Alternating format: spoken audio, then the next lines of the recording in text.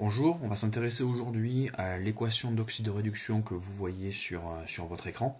Donc PbSO4 plus Na2CrO4 plus H2SO4 dans le réactif donne du PbSO4 deux fois plus Cr2SO4 trois fois plus Na2SO4 plus H2O. Donc comme on l'a étudié, la première étape de la méthode pour parvenir à équilibrer cette équation d'oxydoréduction est de donner les nombres d'oxydation des différents atomes présents dans les molécules. Donc comme la partie sur les nombres d'oxydation a été traitée via un autre exercice, je vais me contenter ici de donner les résultats. Puis je vous encourage à faire les calculs par vous-même pour vous en persuader. Étant entendu que dans un corpure composé, le nombre d'oxydation de l'hydrogène sera toujours égal à plus 1 et le nombre d'oxydation de l'oxygène sera toujours égal à moins 2. Donc je vais me permettre de ne pas noter les valeurs des nombres d'oxydation de ces deux éléments. Donc pour le plomb, après calcul, on trouve plus 2. Pour le soufre, on trouve plus 6. Donc pour l'oxygène, moins 2, on ne calcule pas. Pour le sodium, c'est noté sur le tableau périodique. Donc il n'a qu'un nombre d'oxydation, c'est plus 1. Pour le chrome, après calcul, c'est plus 6. À nouveau pour l'oxygène, moins 2. Pour l'hydrogène, à cet endroit-là, plus 1, on n'y touche pas. Ici, l'oxygène, moins 2. Pas besoin de noter. Pour le soufre, plus 6. Dans les produits, pour le plomb, plus 4. Pour le soufre, plus 6. Pour l'oxygène, moins 2. À côté, on ne note pas. Pour le chrome, ici, plus 3. Pour le soufre, plus 6. Pour le sodium, à nouveau, donc l'oxygène ne touche pas. Le sodium, à nouveau, plus 1, on pourrait se permettre de ne pas le noter. Pour le soufre, à nouveau, plus 6. Pour l'oxygène, moins 2. Pour l'hydrogène, plus 1. Pour l'oxygène, moins 2. Alors si par exemple vous souhaitez que je donne pour le soufre, on a vu que le soufre le nombre d'oxydation ne variait pas. Donc par exemple si je fais pour un Na2SO4, ici pourquoi le nombre d'oxydation du soufre est plus 6, donc nous faisons 2 fois plus 1, plus le nombre d'oxydation du soufre, plus 4 fois moins 2 est égal à 0. Donc 2 fois plus 1 ça fait 2, 4 fois moins 2 ça fait moins 8, moins 8 plus 2 ça fait moins 6, et le nombre d'oxydation du soufre moins 6 égale à 0, ce qui signifie que le nombre d'oxydation du soufre est égal à plus 6. Donc finalement, j'ai fait un petit calcul. Donc une fois que l'on a déterminé les nombres d'oxydation des différents éléments, eh bien il s'agit de déterminer les deux couples oxydants-réducteurs. Donc ça c'est très important de bien prendre le temps de faire ça. Donc on a les deux couples oxydants-réducteurs.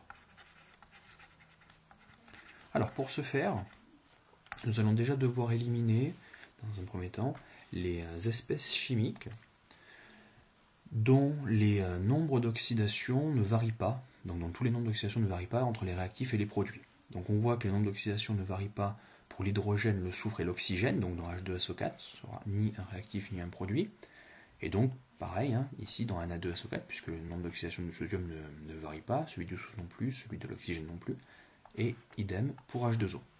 Donc déjà nous avons éliminé les nombres d'oxydation, les molécules dont les différents éléments qui les constituent ont des nombres d'oxydation qui ne varient pas. Ensuite, il nous reste à déterminer donc ces deux couples, et pour ce faire, il faut déterminer à chaque fois deux molécules, une molécule dans les réactifs et une molécule dans les produits. Ces deux molécules doivent avoir un élément chimique en commun, et le nombre d'oxydation de cet élément chimique en commun doit varier. Alors, étudions PbSO4. Donc, le nombre d'oxydation du plomb varie. Ici, il est égal à plus 2. Donc, l'oxydation à côté du soufre et de l'oxygène ne variant pas. Nous devons trouver dans les réactifs une molécule contenant du plomb à un nombre d'oxydation différent de plus 2, sachant que les autres atomes ont un nombre d'oxydation qui ne varie pas. Eh bien, c'est très simple. Nous tombons ici sur PbSO4 deux fois. Donc, on observe que le plomb passe du nombre d'oxydation plus 2 au nombre d'oxydation plus 4, étant donné que le nombre d'oxydation augmente, il s'agit tout simplement, puisque le nombre d'oxydation augmente, il s'agit d'une oxydation. Si c'est une oxydation, seul un réducteur peut être oxydé, ce qui signifie que l'oxydant du couple est Pb SO4 deux fois. Et par conséquent, le réducteur, celui dont le nombre d'oxydation va augmenter par rapport au plomb, c'est le PbSO4. Donc nous avons notre premier couple oxydant-réducteur à noter dans cet ordre, oxydant/réducteur. Donc on a le couple PbSO4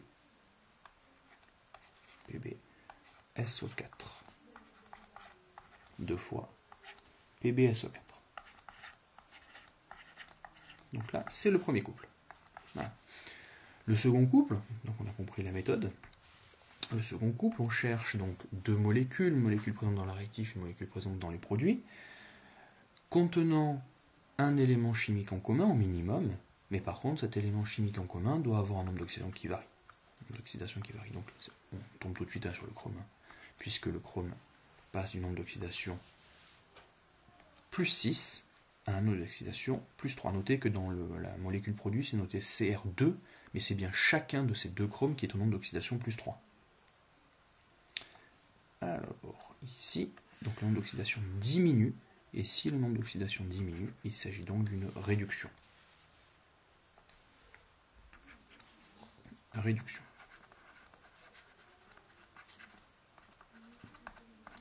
Donc si c'est une réduction, un oxydant est réduit. Donc ici, il s'agit de l'oxydant. Et à ce niveau-là, le Cr2SO4 3 fois représente le réducteur. Nous avons donc notre deuxième couple oxydant-réducteur, à noter dans cet ordre-là, à savoir Na2CrO4,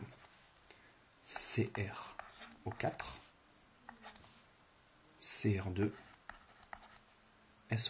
3 fois. Donc le deuxième point de la méthode, le premier point étant les nombres d'oxydation, le deuxième point de la méthode est terminé. Nous allons devoir à présent écrire les demi-équations, ou les équations d'oxydation et les équations de réduction, pour chacun de ces deux couples. Donc, par exemple, faisons dans l'ordre, le groupe PbSO4 deux fois PbSO4, donc nous avons du plomb plus 6 qui devient du plomb plus 4. Donc du plomb plus 6 devient du plomb... Pardon, c'est moi qui me trompe, excusez-moi, justement je me disais quelque chose qui ne va pas. Du plomb plus 2, devient du plomb plus 4, donc il y a une oxydation. Alors on va l'écrire de cette manière-là. Donc Pb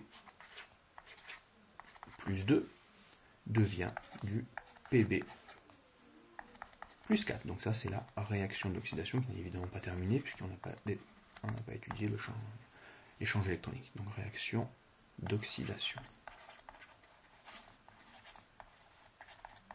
Très important de faire cette méthode dans l'ordre. Donc pour passer du plomb plus 2 au plomb plus 4, il faut à nouveau qu'il perde 2 électrons. Donc il perd 2 électrons.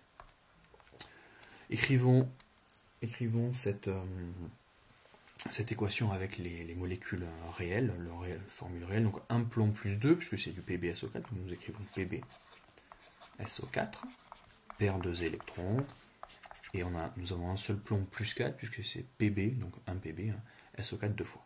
Donc PbSO4 deux fois. Donc ici, nous avons par exemple notre équation numéro 1. On peut mettre un numéro pour l'identifier plus tard, ce sera plus simple. En dessous, nous allons écrire la réaction de réduction. Réaction de réduction.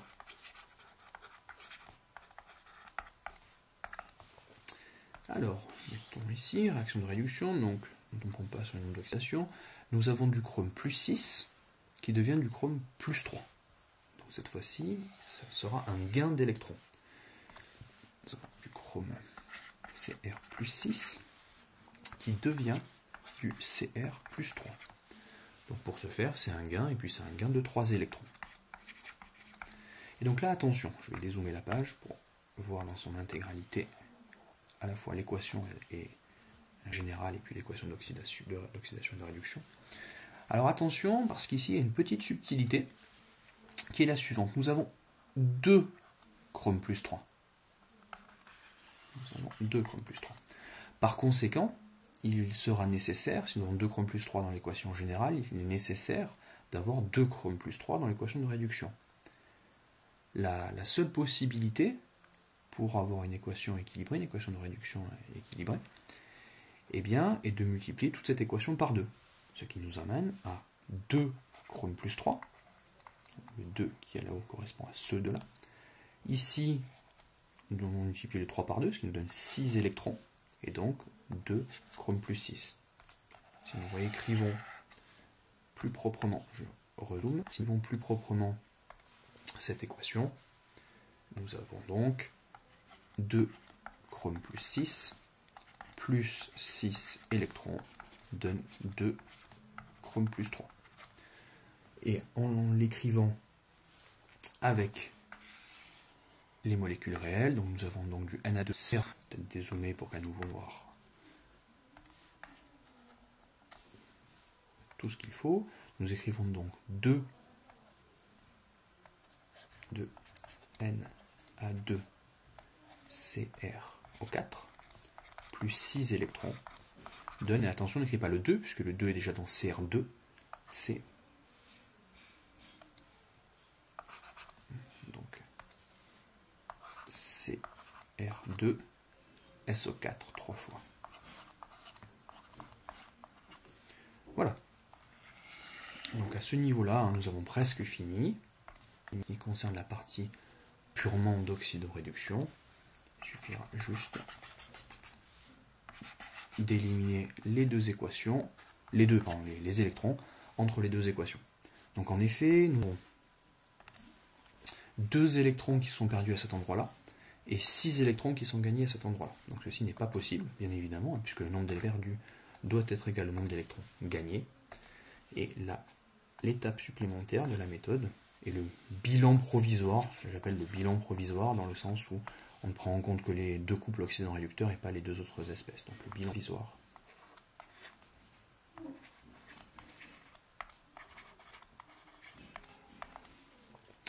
Donc nous multiplions cette équation 1 par 3 pour que les 6 électrons perdus donnent 6 électrons gagnés. Donc nous allons écrire l'équation 1 fois 3 plus l'équation 2, ce qui nous amène à donc, 3 fois PbSO4,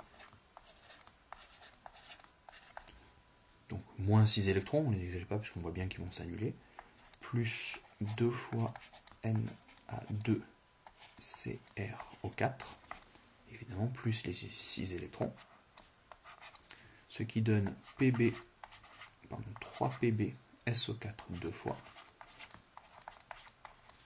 plus Cr2 SO4 3 fois. Et finalement, le bilan final, l'équation générale, le bilan final. Donc nous avons 3 fois